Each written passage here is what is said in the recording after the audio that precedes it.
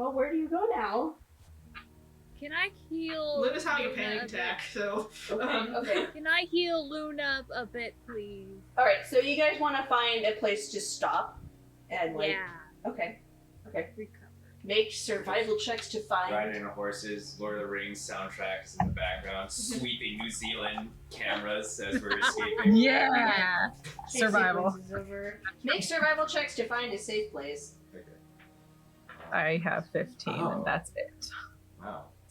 All right. I like these dice right now. I'm not gonna roll because Luna's just not in it. Yeah, she's out. I rolled a 19. Ah, excellent. Okay. Hey, that's great.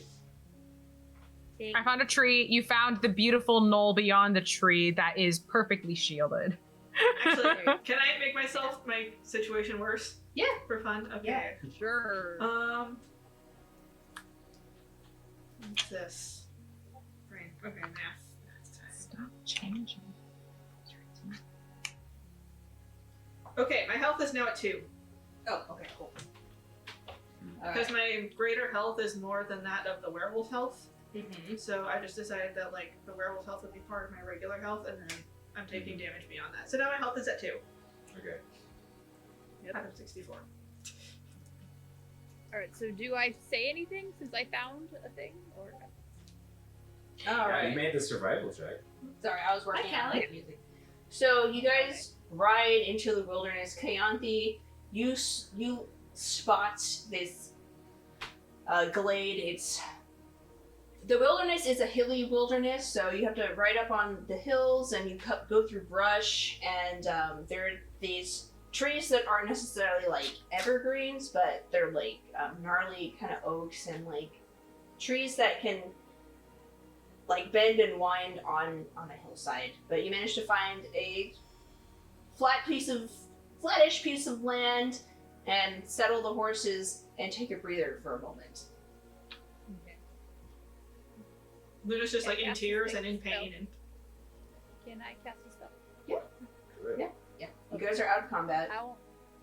I want to cast cure. What do I have? Healing word. I think I have. You have cure wounds? Yeah. I have healing word. That's my best.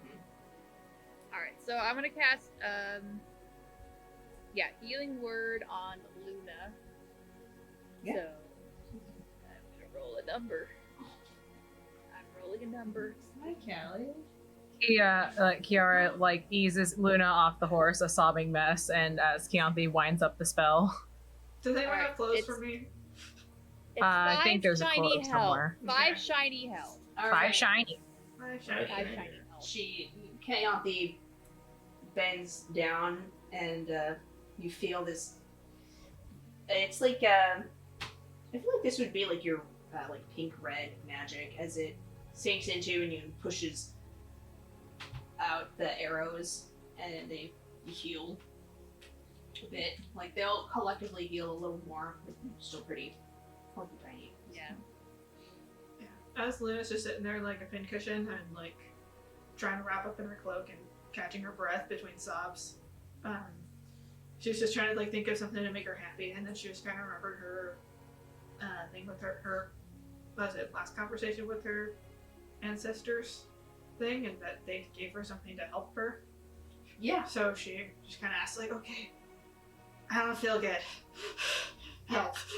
Okay, so they endowed you with an ability. Mm-hmm. So you focus back to that moment where they basically like gave you their blessing of love and acceptance, and the thought of like the curse is not you. The curse is not who you are, and you didn't make the choice to do that. And you take some comfort in that, and as you focus on their love, you feel your hands begin to warm, and then this soft light that's yellow and kind of goldish comes up from your hands, and you can, you just instinctively like put it on your wounds as they begin to recede and heal. I'm just gonna dump all my lay on hands there. So Yeah, and you basically use all of the fountain that they gave you, and you sense that perhaps with time and ability you'll be able to like expand that fountain of healing, and but for now it has been expended. Yes, I think no pause on those. Hard to repeat. Kiara is gonna take the time, like as like Chianthe is tending to Luna, just sort of glance around. Where'd the little one go? And looks around for Ellie. Ellie's not there. As soon as we found the glade, she's walked off on her own. And you would find her just like kind of at the edge, just kind of watching out to where, like, the far off distance where Hillock would be, and just watching just the little, like, kind of like torch lights, and her hair is still this drifting snow, and she's just like kind of looking longfully. And Kiara just quietly walks up to, so like just carefully walks up to her side in case she wants to be a little alone, but she gets the feeling it's probably not the best. So she just sort of stands by her and looks down, looks up. You really saved the day today, you know that.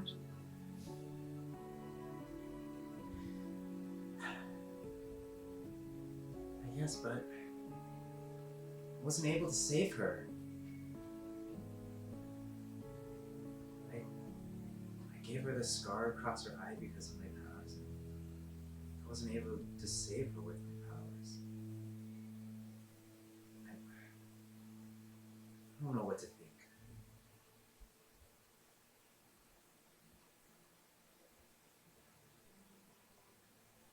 Kiara's not quite sure what to say to that because she knows that there is a sense of failure with warriors when they can't save their own.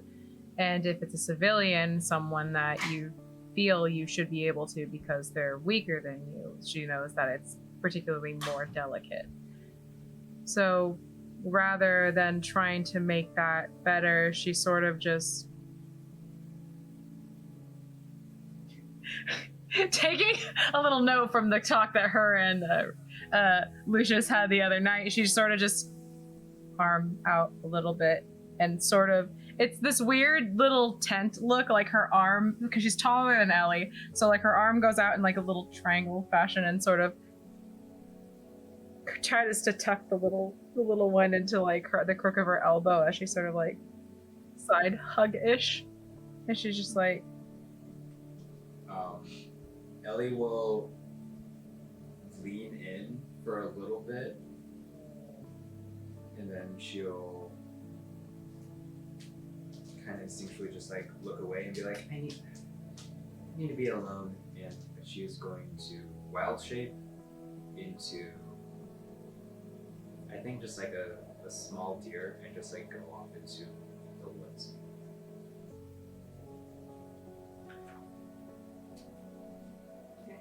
Yeah. Turn into a doe. Yep. And walk into the forest to clear your head. Kiara looks at the spot that she left in and just sits and watches the spot. Her little familiar sort of flutters down, turns, like twists into a little weasel and just sort of tucks underneath her knee as she's sort of sitting crisscross on the ground. We'll be waiting here. Yeah, so there's a deep, heavy tension across the glade. Luna's just kind of like curled up in a ball, like kind of has her cloak wrapped around her. She just kind of crying, refusing to make eye contact with anyone. Like, she just won't look at anyone. Just kind of like shaking at the thought of like what she just did. Yeah. Because like, sure there were close calls before, but like. Yeah, now it's like real. Mhm. Yeah. Resident healer. I mean, I guess no one else is around. I'm on the other side of a tree. Yeah, you look around, see Luna just sobbing quietly. Kiara I staring thought off. I was still with Luna. Yeah, You're still with her, yeah. You see, like, Luna's at your feet crying in a ball. Oh, okay. Yeah, I settled her down from the horses, and then as you were healing her, I sort of went to go check on Ellie. Probably did this little little gesture before heading off. Okay, Yeah. County's not frankly much help to she is... Do you think she'd just, Ask- like, kind of... she's going to ask Luna, and she said, do you want me to stay by your side? Luna will kind of like not register it for a second, and then register it, and then just kind of like shake her head. Like kind of pull the hood up over like a little cloth ball. Alright, well, please just stay there. Go ahead and rest, you deserve it. I'm going to look around not too far just to get a sense of what else could be around here. So Keontae wants to go and like perceive movements. Look, want pets or don't want pets? Yes. Yeah, our cat's been wandering around the table.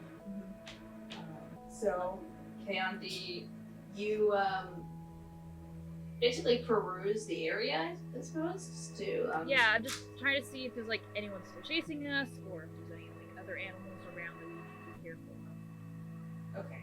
So, If it helps, my passive perception is 17. If you want to use that. Okay. Here, I'll do.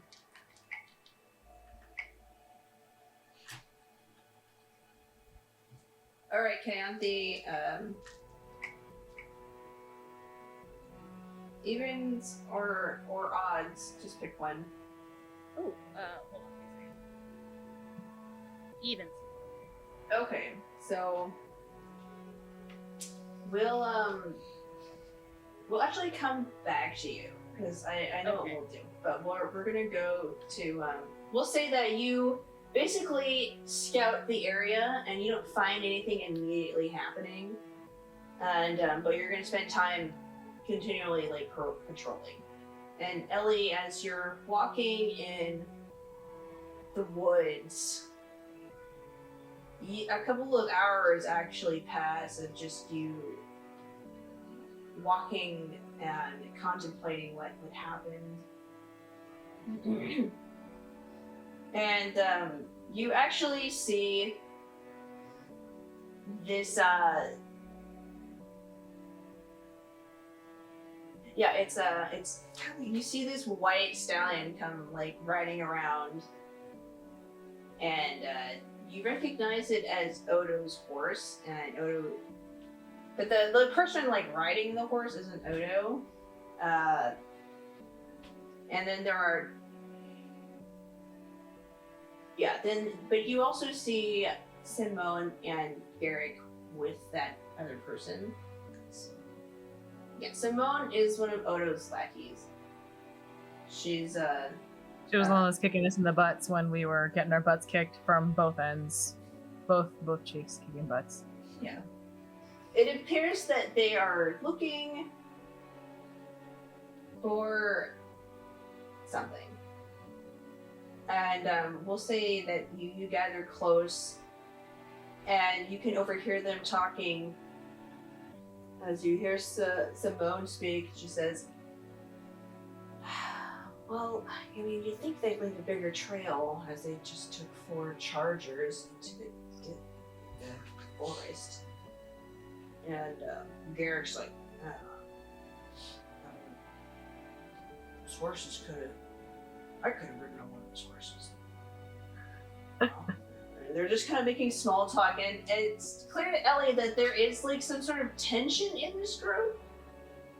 as the person in the middle who doesn't look like Odo, but the voice is Odo, and you can gather that he's disguising himself, he just says, well, I just want to keep looking.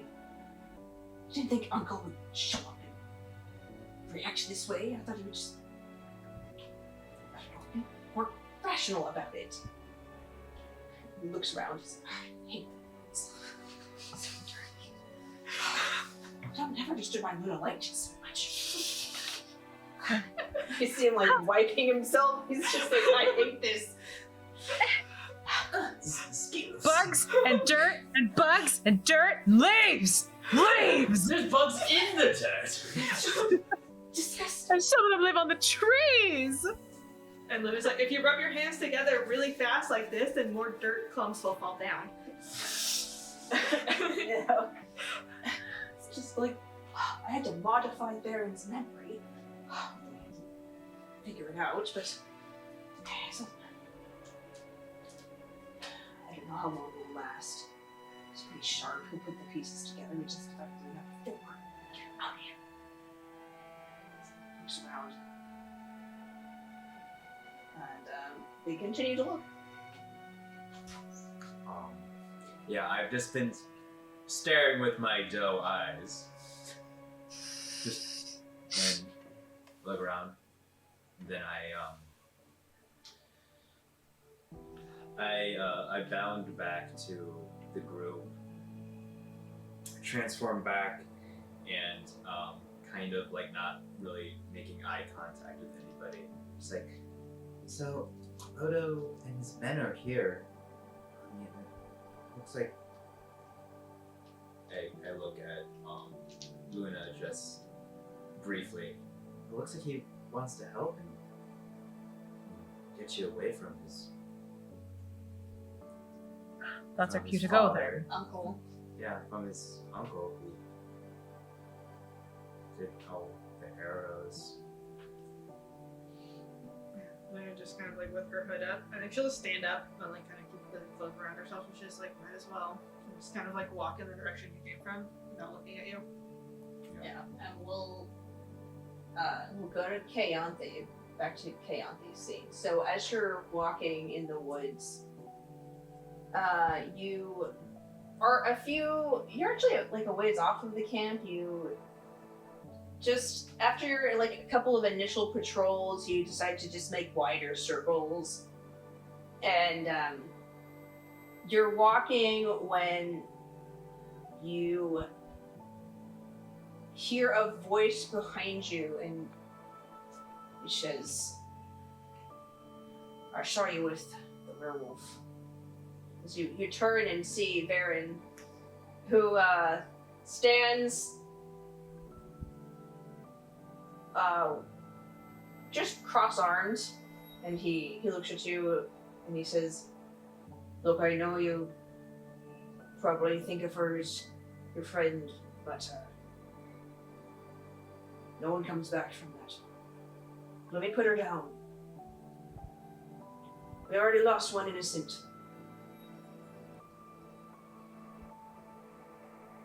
Sort of like waits for you to. Well, Penelope hears him. But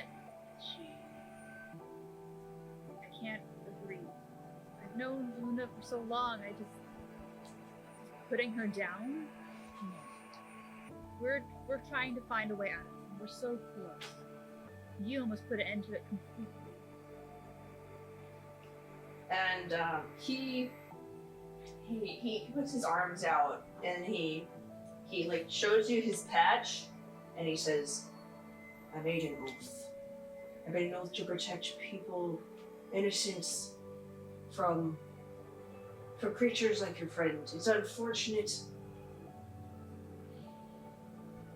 but I have to ask you, are you willing to bear the responsibility of knowing that she can kill again?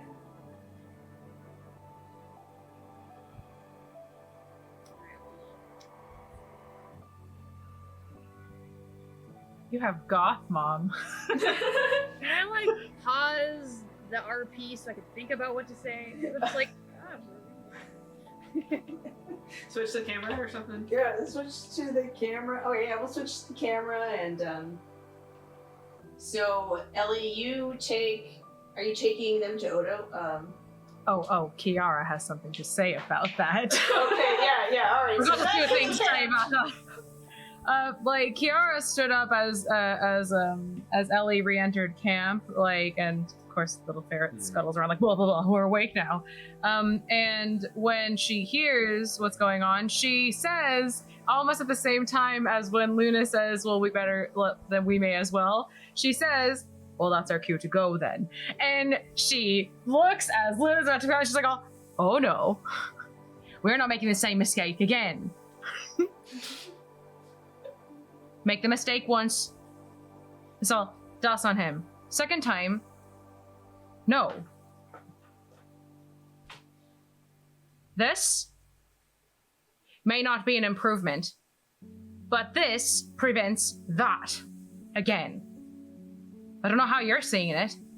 From where I'm standing, you have more control around us than what you did back there.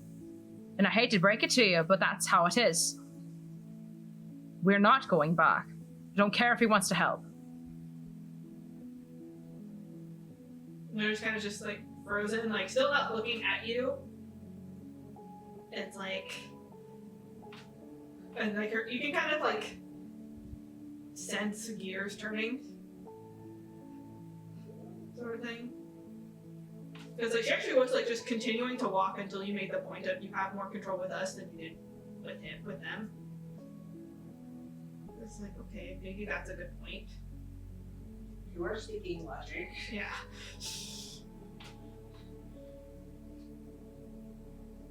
And Kiara looks at the both of them, and when she looks back at Luna, she's like, "Oh, look at me." And it's probably the one time you've heard her use this tone. I don't know if it'll take you guys back to the matrons or anything, but she does say it with a self-position. It's a look at me. And then she looks at Ellie and she says the thing, she's like, "You too." And she looks at the both of them. Yeah, she turns her chin up, furrowed brow, she just like has constant just like sad face. Luna's just kind of actually like looks at your feet. And then she looks back at Luna. Eyes up here.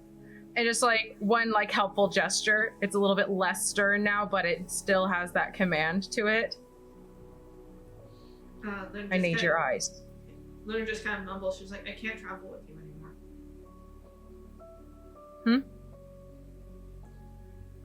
Wait, what'd you say? I started traveling to help Ellie. I can't do that anymore.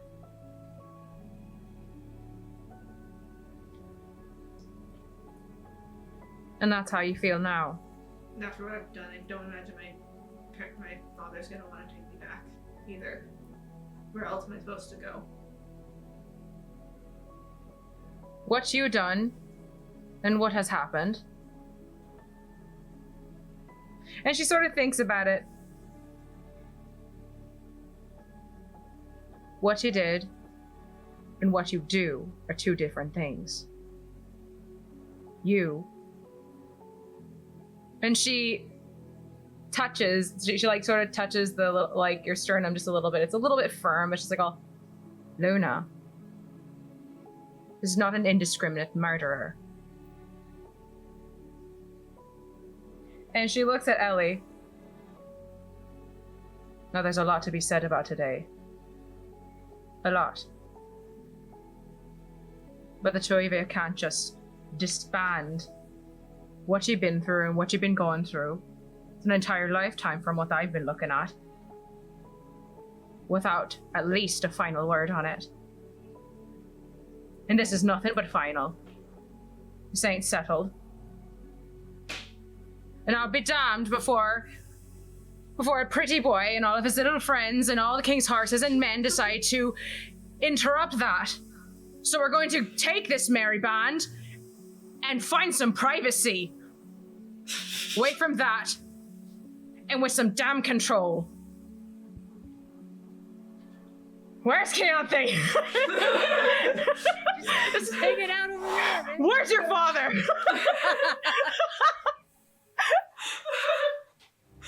Just like, then we'll go back to Keontae with Okay. Varen. Okay, I just gotta say though, I love the idea that apparently I'm the father. You're the dad friend. Dad.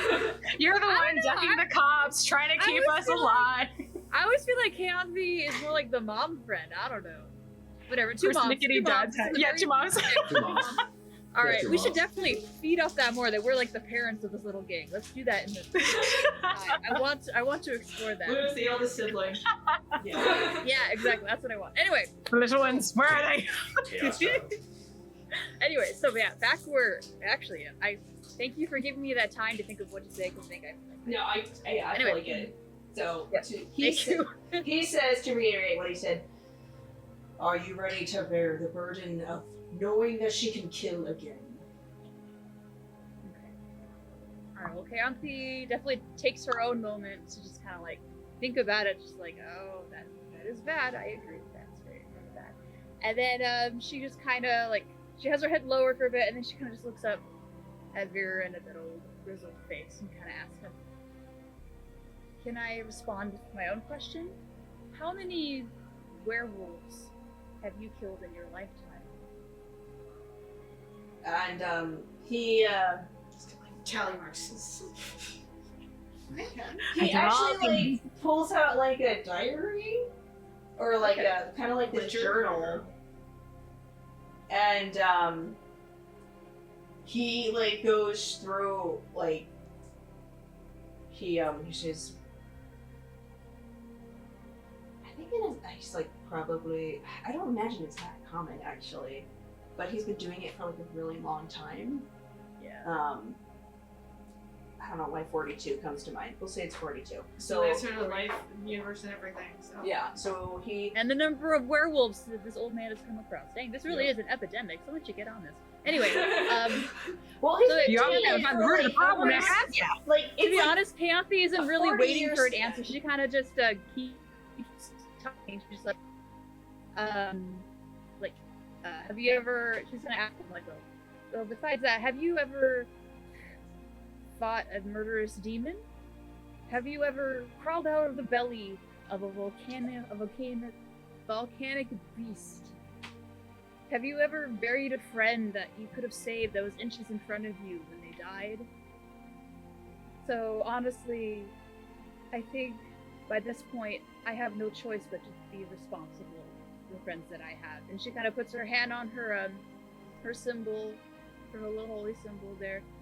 And what's more, I have more control over anything that could go wrong than I ever did before. So yes, I'm here to take responsibility. She kind of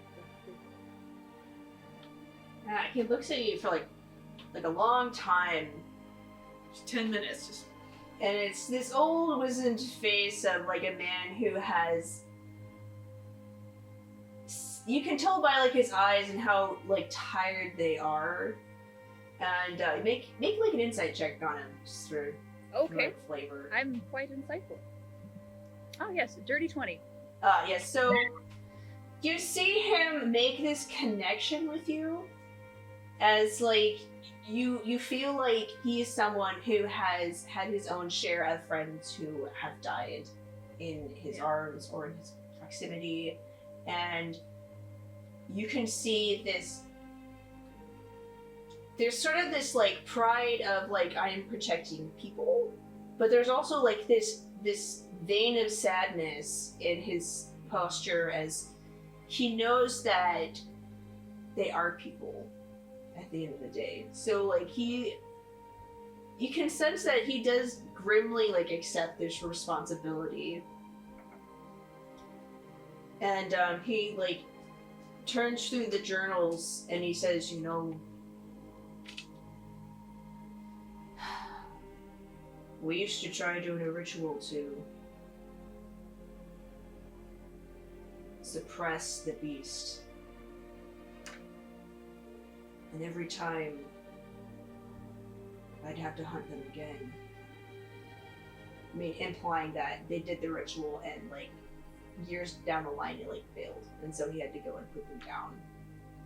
And, he looks at you and your conviction, and he closes the book and he says, I don't want more death. I have seen so much of it in my life. And Keonthi, she wants to say, yeah. She'll just kind of like nod and like this weird little understanding she has with this guy that she cursed to be a loser. Yeah. Anyway, yeah. But she has this like understanding that's like, no, this is good. This is progress. And she's gonna say, well, I cannot agree with you more. And from what hopefully you can remember, everything that we did just to get her out of there as soon as possible, we don't want that done either. So you can understand that we're all dedicated to ensuring that she is able to stay herself as long as possible. Dedicated. Sorry. And I'm the dad friend. he you see him sigh and just sort of lean back and say, there's this long just look into the forest, and he turns back and looks at you and says, I'm not sure why, but your little bend inspires me to let you try.